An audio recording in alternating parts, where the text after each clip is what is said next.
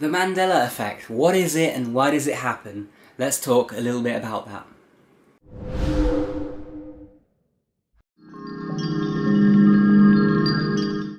Hey guys, welcome back to Tipharot. It's me Matt here, and today I want to talk about the Mandela Effect.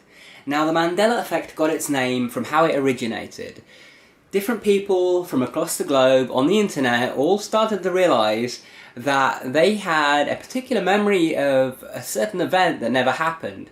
These people all seem to remember that Nelson Mandela died in prison in the 80s, when in actual fact he was released and went on to live a lot longer. In fact, when people first started reporting this, Nelson Mandela was still alive. And lots of people from around the world, thousands of people, all seem to be reporting this strange, memory of something that never happened.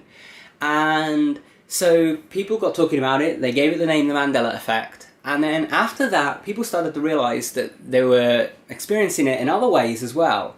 One of the most common ones that a lot of you might have heard of by now, because it's got a lot of attention in the media, is the Berenstain Bears. I'm not sure how you guys pronounce it, whether it's the Berenstain Bears or the Berenstain Bears. I was never familiar with them when I was little. I'm not sure if they were ever a thing in the UK or if it was just an American thing. But anyway, lots of people remember the name being spelt like Steen or Stein with an E, and yet the actual name is Stain, after the actual family that made the show, who were the Berenstains, and they had an A in their name the whole time, and the show's had an A in the name the whole time, yet all of these people remember it being an E. Some of them even remember being corrected about it in school and being told that it was an E. They remember seeing E's on the books and so on. And to make matters more complicated, there are even archived images of, for example, newspapers where the books were referred to as Stein or Steen with an E. In fact, the family were referred to that in some of these as well. There are old Amazon pages where the books were listed with an E. But when it comes to old pictures, most of them seem to have an A, and there's a lot of confusion, like what has happened? Has something changed? Did the books change name? Do people just remember it wrong? And there are lots of other reported Mandela effects. For example, people remember a show being Interview with a Vampire rather than Interview with the Vampire. And people remember it being Sex in the City rather than Sex and the City. And these Mandela effects range from, thousands of people reporting them to smaller ones that, only a few people report here and there. And I've noticed that these Mandela effects seem to be divided into two categories. There are the category of events and so on. Like, for example, believing that someone was dead when they actually weren't, or that a certain event happened that didn't happen. And then there are these ones that seem to be related to words and language. And the reason that I bring up this divide is I want to discuss theories about the Mandela Effect now. There are lots of theories going around about this. So there are lots of theories out there, like the parallel universe theory, that we're actually, part of one of millions of different parallel universes, and that when two of them collide and join together to form a new universe, what happens is that the people from the old universe will still have their memories and will be able to remember the way things happened in their universe before the shift.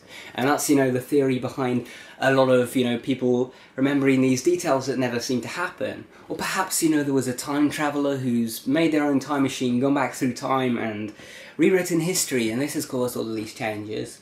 Or perhaps it is just that human memory is quite faulty and people are remembering things wrong, and for whatever reason, certain memories tend to alter themselves in a particular trend that causes, lots of people to have the same memory defect. Is it something as simple as that? Is it something more crazy and strange that we don't yet understand? Maybe it's even a bit of both. Maybe some of them are just, memory issues, and some of them are something as crazy as, the universe changing before us. I don't have the answers, and I don't think anyone really does, This isn't something where we can just prove it either way. It's not really falsifiable, most of these theories aren't. And so we can really just speculate and think about which theory fits best. So I want to talk a little bit about a particular kind of theory, and that is the memory-related theory, and I want to talk about how it applies to the word-related Mandela effects. Things like the Berenstain Bears or the Berenstain Bears, and Sex in the City, Sex and the City. And there is something about how our language works that could explain these very, very easily. You see, memory is not a on-off switch. When you have a memory, as it ages with time, it starts to lose clarity, it starts to lose details. If you remember something and a detail just disappears from your memory because it's no longer there, it doesn't just happen that you just get a blank spot in the memory and that part is gone. What happens is your brain often tries to fill in that bit of the memory with the most likely bit of information to be there. So if we think about it, we can actually do a little test right now. I'm just going to give you a couple of phrases and I want you to pause the video and tell me what word should go in the blank. Okay, hunting, blank, the woods. What word do you think should go there? Pause the video, think about it for a minute, and then once you're ready, come back and I'll tell you what I think. So I'm thinking that most of you would have put the word in there, hunting in the woods. It just makes sense, it's a normal sentence. Why do I bring that up? Well, one of the commonly reported Mandela effects, the word-related ones, is this one, Sex in the City or Sex and the City. Now, if you see Sex blank the City, if you didn't hear about the show ever, you would think that the most likely word to go there would be the word in, which is what most people misremember the name as. So if your memory of the show's title faded over time, you could put the word in there. It would be the simplest word you'd expect to be there. And to make it worse, when someone says Sex in the City, Sex and the City, if someone says those two fast, you're not even going to tell the difference. So if you already think it's in, you're just going to hear that every time anyone says it. So that could explain that. And it goes the same for the Interview with a Vampire versus Interview with the Vampire. If you heard there was a new book called Interview with blank rock star, it would be most likely that the word there would be a rock star, not the rock star, because there's lots of rock stars, and you would presume there'd be lots of vampires, not only one. So it's a more sensible name, and as a result, if your memory of the name isn't perfect, that's the way you're going to remember it. So I think in terms of the word-related Mandela effects, we can explain most of them away as simply being the way that our memory works in regards to language.